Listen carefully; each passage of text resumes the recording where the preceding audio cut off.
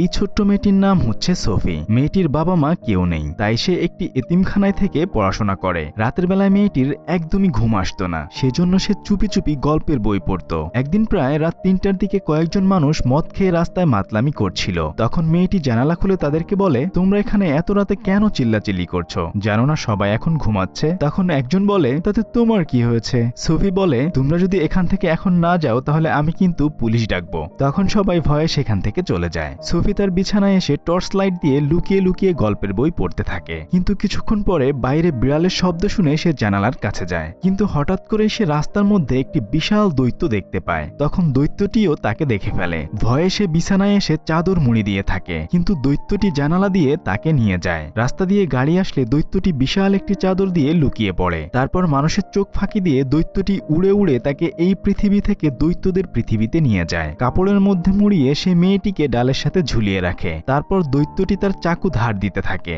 মেয়েটি ভয় পেয়ে সেই গাছের ডাল বেয়ে পালানোর জন্য জানালার কাছে আসে। জানালা খোলার জন্য অনেক চেষ্টা করলেও সে সেটা খুলতে পারে না। তখন তার পায়ে লেগে কয়েকটি কৌটা নিচে পড়ে যায়, আর সাথে সাথেই দৈত্যটি সেটা টের পেয়ে যায়। দৈত্যটি তার কাছে এসে বলে, তুমি কোথাও যাচ্ছ না, এখন থেকে তুমি এখানেই থাকবে, আমার প্রচন্ড ক্ষুধা পেয়েছে। এই বলে সে মেয়েটিকে প্যানের মধ্যে তুলে ফেলে। তখন সে বিশাল বিশাল সবজি কাটতে থাকে। মেয়েটি জিজ্ঞেস করে, আমি কোথায় এসেছি? দৈত্যটি বলে, তুমি দৈত্যদের দেশে এসেছো। কিছুক্ষণের মধ্যেই জানালা দিয়ে আরো অনেকগুলো দৈত্য দেখা যায়। মেয়েটি জিজ্ঞেস করে, বাইরে কারা? দৈত্যটি তখন বলে, বাইরে অনেকগুলো নরখাদক দৈত্য রয়েছে, তারা মানুষের মাংস খায়। এই বলে সে জানালাটি আটকে দেয়। মেয়েটি তখন তাকে ভয়ে ভয়ে জিজ্ঞেস করে, তুমি কি তাহলে আমাকে এখন খেয়ে ফেলতে চাচ্ছ?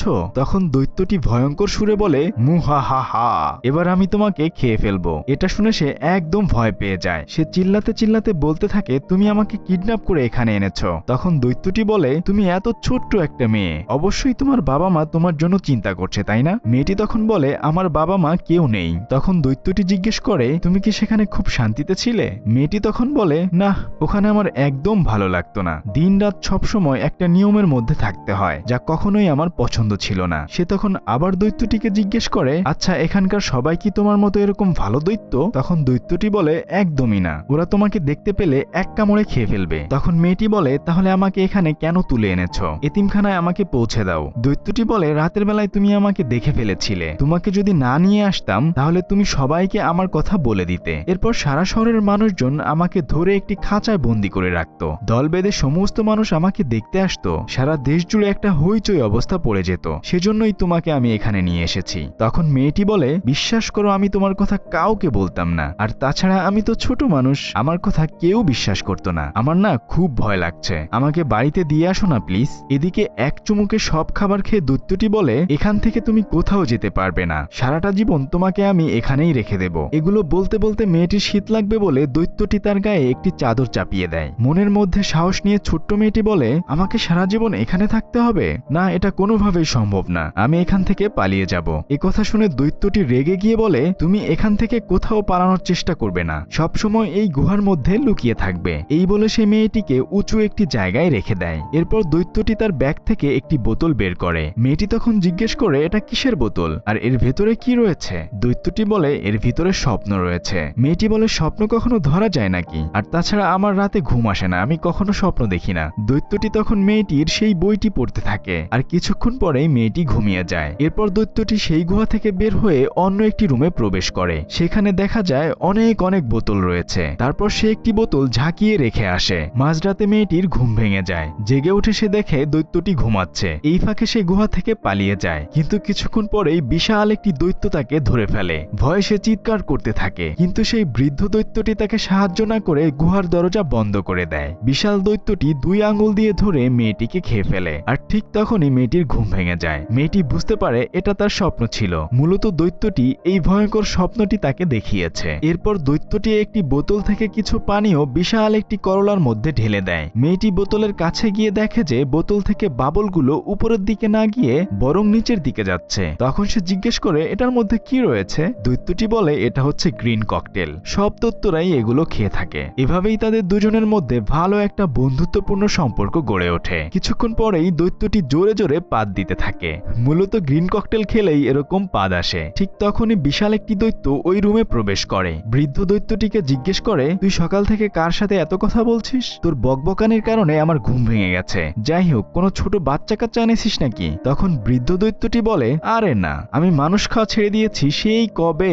এটা বলতে বলতে সে চুপি চুপি মেয়েটিকে বলে, তুমি দ্রুত কোথাও লুকিয়ে পড়ো। মেয়েটি সামনে থাকা করলার মধ্যে লুকিয়ে পড়ে। বড় দৈত্যটি বলে, আমি মানুষের গন্ধ পাচ্ছি, নিশ্চয়ই তুই কিছু একটা লুকিয়ে রেখেছিস। এই বলে সে এদিক সেদিক খুঁজতে থাকে। তারপর সেই বিশাল করলাটি হাতে নিয়ে বলে, আমি জানি এটা খুব তিতা, কিন্তু এর ভেতর থেকে পরিচিত একটা গন্ধ আসছে। এই বলে সে সেটা খেতে যায়। আর তখনই বৃদ্ধ দৈত্যটি বলে, তুই কি ভুলে গেছিস তুই কখনো শাকসবজি খাস না? তখন সে বলে, আসলেই তো, এসব পচা খাবার আমি খাই না, আমি শুধু মানুষের মাংস খাই। তুই বেটা দৈত্য নামের কলঙ্ক, শাকসবজি খেয়ে সব সময় বেঁচে থাকিস। এই নে ভাই তোর করলা, তুই খা। এই বলে সে সেটা ফেলে দেয়। আর যাবার সময় দৈত্যটি সেই গ্রিন ককটেল নিয়ে যায়। দৈত্যটি চলে গেলে সে করলাটিকে উপরে তুলে আনে। কিছুক্ষণ পরে তার ভেতর থেকে মেয়েটি বের হয়ে আসে, কিন্তু তার শরীর একদম করলায় মেখে যায়। এরপর দৈত্যটি তাকে হাতের উপরে নিয়ে অন্য আরেকটি রুমে প্রবেশ করে। সেখানে সে তাকে গোসল করিয়ে একটু আগুনে শুকিয়ে নেয়। তারপর মেয়েটিকে সে কিছু কাপড় দেয়। মেয়েটি সুন্দর একটি লাল রঙের জ্যাকেট পরে। ওইদিকে দৈত্যটি মেয়েটির জন্য গাছের ভেতরে সুন্দর একটি ঘুমানোর জায়গা তৈরি করে দেয়। মেয়েটির চশমা এবং বই দিয়ে সেখানে সে রেখে দেয়। তারপর বলে, তুমি তাহলে এখানে ঘুমাও, আমি বের হচ্ছি। কিন্তু চঞ্চল মেয়েটি বলে, না, আমিও তোমার সাথে যাব। তখন দৈত্যটি বলে, তুমি বাইরে গেলে বাকি দৈত্যরা তোমাকে খেয়ে ফেলবে। মেয়েটি তখন নিরুপায় হয়ে সেখানেই চুপ করে থাকে। কিছুক্ষণ পরে সে আশেপাশে অনেক রং বেরঙের বোতল দেখতে পায়। তারপর সে এদিক সেদিক তাকিয়ে গুহার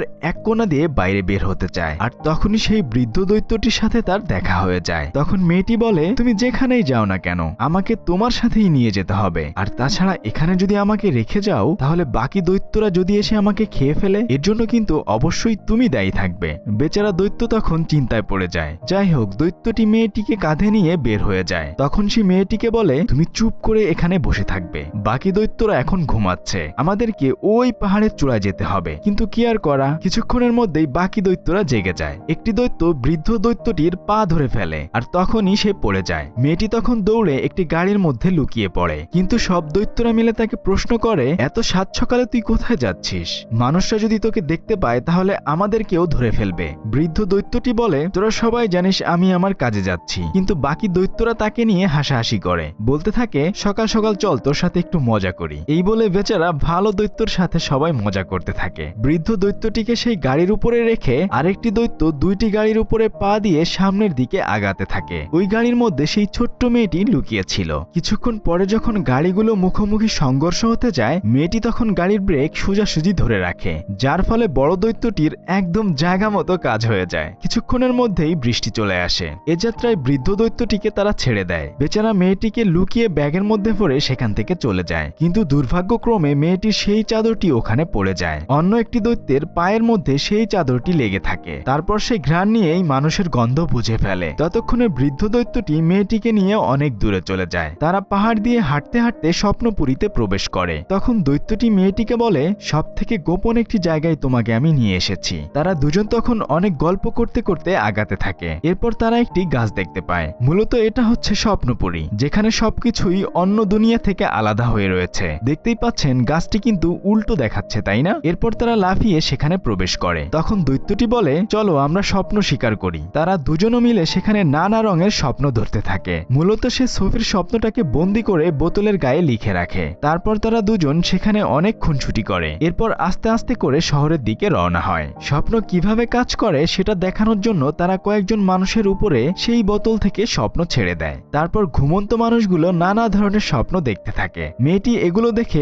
অনেক মজা পায়। এরপর তারা দুজন সেই গুহার দিকে রওনা হয়। কিন্তু পথের মধ্যে তারা সেই দৈত্যগুলোকে দেখতে পায়। তখনই বৃদ্ধ দৈত্যটি মেয়েটিকে জিজ্ঞেস করে, তোমার চাদর তো তোমার সাথেই রয়েছে, তাই না? মেয়েটি বলে, ইস না, আমি সেটা ভুলে রেখে এসেছি। তখন দৈত্যটি বলে, সর্বনাশ হয়ে গেছে, আমি যদি এখন তোমাকে সেই গুহায় নিয়ে যাই, ওরা এসে তোমাকে খেয়ে ফেলবে। সেজন্য এখন আমি তোমাকে তোমার এতিমখানায় রেখে আসব। মেয়েটি তখন বলে, না, আমি তোমার সাথেই যাব। তখন দৈত্যটি বলে, দেখো মেয়ে, এখন তুমি যে জ্যাকেটটি পরে আছো এটা একটা ছেলের ছিল। সেই ছেলেটিও তোমার মতো আমার ওখানে গিয়েছিল, কিন্তু আমি ওকে জীবিত ফেরত দিতে পারিনি। তাই আমি চাই না তোমাকেও বাকি দৈত্যরা খেয়ে ফেলুক। এসব বলতে বলতে সে মেয়েটিকে সেই এতিমখানায় রেখে যায়। তখন মেয়েটি তার রুমে গিয়ে একা একা বলতে থাকে, তুমি নিশ্চয়ই আমার আশেপাশে রয়েছো, আর আমি এখন কি বলছি এগুলোও তুমি শুনতে পাচ্ছ। এসব বলতে বলতে সে বেলকনির কাছে চলে আসে। এরপর রেলিং এর উপরে দাঁড়িয়ে চোখ বন্ধ করে লাফ দেয়। আর তখনই দৈত্যটি এসে তাকে ধরে ফেলে। কি আর করা, নিরুপায় হয়ে দৈত্যটি মেয়েটিকে নিয়ে সেই গুহার দিকে রওনা হয়। ওদিকে একটি দৈত্য ঘাসের নিচ দিয়ে লুকিয়ে লুকিয়ে তাদেরকে দেখতে থাকে। তারা দুজন গুহার মধ্যে এসে বাকি দৈত্যদের থেকে কিভাবে বাঁচা যায় সেই বুদ্ধি খুঁজতে থাকে। ঠিক তখনই একটি দৈত্য গুহার মধ্যে প্রবেশ করে। চাদরটি বের করে সে বলে, তোর কাছে নিশ্চয়ই কোনো মানুষ লুকিয়ে রয়েছে। এরপর এক এক করে বাকি সব দৈত্যরা নাকের কাছে নিয়ে সেই চাদরের ঘ্রাণ নিতে থাকে। তারপর সবাই মিলে মেয়েটিকে খুঁজতে থাকে। মেয়েটি লুকিয়ে লুকিয়ে তাদের কাছ থেকে পালিয়ে যায়। সে এতই ছোট যে তারা তাকে একদমই দেখতে পায় না। এরপর সে একটি গাছের ভেতরে প্রবেশ করে। সেই বৃদ্ধ দৈত্যটি এবং একটি ছেলের আঁকা বিভিন্ন ধরনের ছবি সে দেখতে পায়। এরপর খুঁজতে খুঁজতে সে তখন রানীর ছবি দেখতে পায়। এদিকে দৈত্যরা সারা ঘর ভেঙে চুরমার করে ফেলে। কোথাও মেয়েটিকে খুঁজে না পেয়ে তারা হতাশ হয়ে চলে যায়। বৃদ্ধ দৈত্যটির সমস্ত বোতলগুলো ভেঙে চুরমার হয়ে যায়। মেয়েটি তখন দৈত্যটির কাছে এসে বলে, যাক বাবা, এ যাত্রায় বেঁচে গিয়েছি, কিন্তু এভাবে তো সারা জীবন থাকা যায় না, তাই না? তবে আমার মাথায় একটা বুদ্ধি এসেছে। দৈত্যটি তখন জিজ্ঞেস করে, আমরা কি বা করতে পারি? ওরা অনেক শক্তিশালী। মেয়েটি তখন বলে, আমি একটা বুদ্ধি করেছি, তুমি কি কোনোভাবে রানীকে স্বপ্ন দেখাতে পারবে? দৈত্যটি তখন বলে, অবশ্যই পারবো। মেয়েটি তখন বুদ্ধি দেয়, তুমি খুব একটা ভয়ঙ্কর স্বপ্ন বানাও। তুমি রানীকে দেখাও যে এই ভয়ঙ্কর দৈত্যগুলো রাজ্যে প্রবেশ করে ছোট ছোট বাচ্চাদেরকে খেয়ে ফেলছে, আর স্বপ্নে আমাকেও অবশ্যই দেখাবে। এগুলো দেখে রানী চিন্তায় পড়ে যাবে। তারপর আমরা সত্যি সত্যি তার সাথে দেখা করে সবকিছু খুলে বলবো, আর এভাবেই ওই দৈত্যদের হাত থেকে রক্ষা পাবো। এসব বুদ্ধি করে তারা শহরের দিকে রওনা হয়। এদিকে রানী ঘুমিয়ে ঘুমিয়ে সেই ভয়ঙ্কর স্বপ্ন দেখতে থাকে। ঘুম থেকে উঠে সে সবকিছু একজন মেয়েকে বলতে থাকে। তখন সিকিউরিটি গার্ড এসে রানীকে বলে, ম্যাম, আপনি চিন্তা করবেন না, সবকিছু ঠিকঠাক আছে, আপনি দুঃস্বপ্ন দেখছেন। রানী তার স্বপ্নের কথাগুলো সেই মেয়েটিকে বলতে থাকে। কিন্তু কিছুক্ষণ পরেই রানী জানালার কাছে কিছু একটা অনুভব করে। জানালা খুললেই স্বপ্নের সেই ছোট্ট মেয়েটিকে সে দেখতে পায়। তখন মেয়েটিকে জিজ্ঞেস করে, তোমাকে আমি স্বপ্ন দেখেছি, দৈত্যরা তোমাকে খেয়ে ফেলছে, কিন্তু তুমি এখানে কি করছো?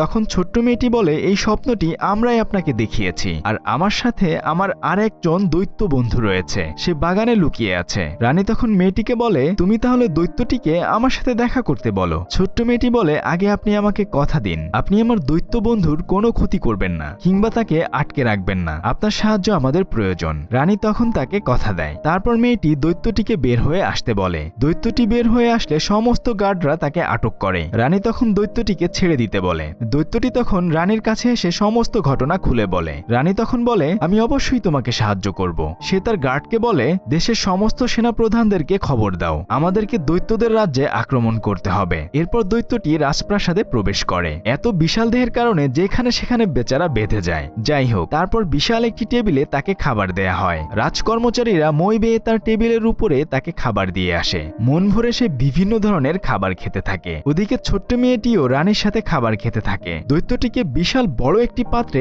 কফি দেওয়া হয়। সে কফিতে চুমুক দিয়েই সেটা ফেলে দেয়, যার ফলে নিচে থাকা রাজকর্মচারীদের একদম গোসল হয়ে যায়। দৈত্যটি বলে, এসব পচা জিনিস মানুষ খায় কেমনে, আমি গ্রিন ককটেল খাবো। এই বলে সে তার ব্যাগ থেকে সেই গ্রিন ককটেল বের করে। তারপর সে গ্লাসের মধ্যে সেই গ্রিন ককটেল ঢালতে থাকে। এর মধ্যেই সব সেনাপ্রধানরা রাজ্যে উপস্থিত হয়। একটা ম্যাপ বের করে কোথায় দৈত্যরা রয়েছে সেগুলো খুঁজে বের করে। তারপর সবাই গ্রিন ককটেল খায়। সবাই গ্রিন ককটেল খাওয়ার পরে পাত দিতে শুরু করে দেয়। যাই হোক, কিছুক্ষণ পরেই সৈন্যবাহিনী হেলিকপ্টার নিয়ে দৈত্যদের রাজ্যের দিকে রওনা হয়। মেয়েটি এবং বৃদ্ধ দৈত্যটি আগে আগেই সেই গুহার কাছে চলে যায়। তারা এসে দেখে যে সমস্ত দৈত্যরা ঘুমাচ্ছে। তখন তারা বুদ্ধি করে বিভিন্ন ধরনের স্বপ্ন দৈত্যদেরকে দেখাতে থাকে। কিন্তু যখন বোতলের মুখ খুলবে ঠিক তখনই একটি দৈত্য মেয়েটিকে ধরে ফেলতে যায়। বৃদ্ধ দৈত্যটি এসে তাকে বাঁচিয়ে নেয়। তখন বড় দৈত্যটি বৃদ্ধ দৈত্যটিকে মারতে গেলে সৈন্যরা উপর থেকে হেলিকপ্টার থেকেই তাকে আক্রমণ করে। সৈন্যদের এবং দৈত্যদের মাঝে বিশাল মারামারি হয়, কিন্তু সবগুলো দৈত্যকে জালের মধ্যে বন্দি করে নিয়ে যাওয়া হয়।